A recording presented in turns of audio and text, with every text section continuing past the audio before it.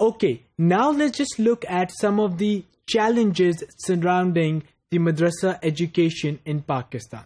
The first of it is the registration of Madaaris being the major problem, and it is being debated across the board.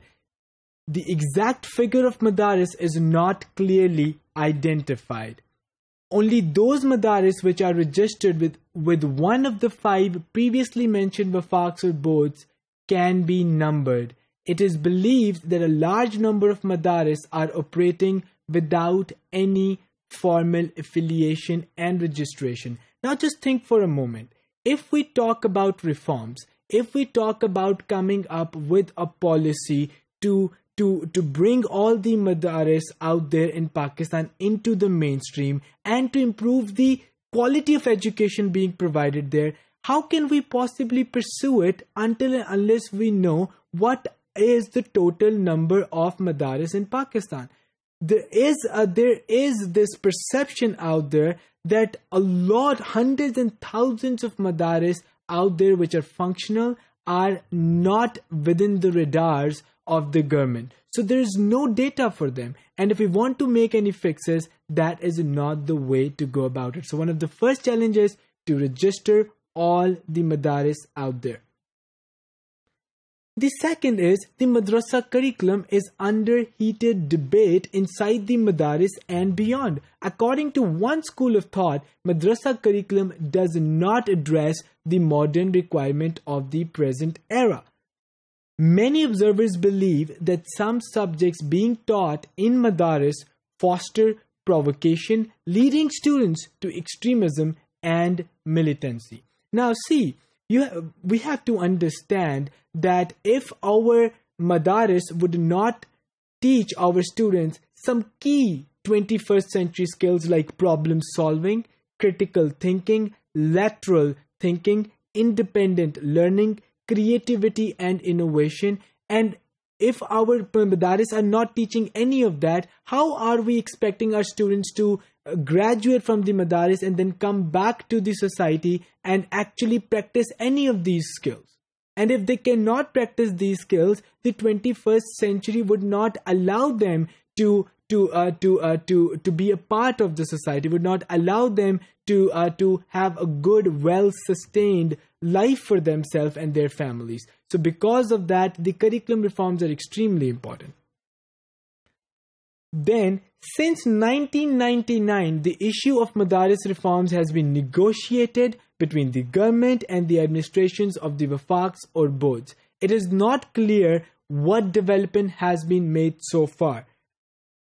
What are the demands of the Madaaris and which of them have been accepted by the government? What is the stance of the government in this regard? See, I mentioned earlier, I grew up listening to the fact that there are some negotiations, deliberations underway between the government and the Madaaris to fix the problems. But I have not seen the results so far, and the fact is there are not many significant improvements. There's not much considerable progress in this area, and I think until unless we make some progress, we do not have the right parameters to set the right objectives and targets for next 10 years or 15 years. Number 4. Fundraising is also a major issue. Some analysts believe that Madaaris take funds from foreign countries to promote their agendas. It is considered that Madaaris are being used as platforms for exerting influence of their favored sects by foreign countries. So there will be a lot of funding coming to Sunnis from any particular country. There will be a lot of funding coming to Ahl Tashheed from any particular country. Another country would be supporting Ahl Hadith wal Jamaat. So I think the Madaaris education overall needs to improve, and for that, yes, we need a lot of funding, but the agenda of that funding needs to be right. It cannot be sect-based, because it will only increase the gap between one sect and the other sect. And when the foreign investors would be registering the funding on the basis of sectarianism, on the basis of sects, this probably would not work well for the overall growth of the madrasa education in Pakistan. So this also needs to be taken as a front runner challenge.